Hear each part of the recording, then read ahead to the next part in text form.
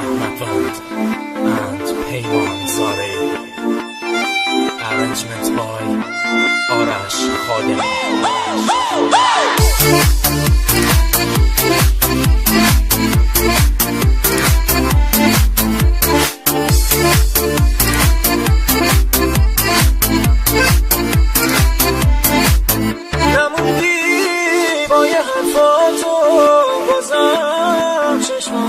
کردی دیدم با گریه می رفتی محاله دیگه برگردی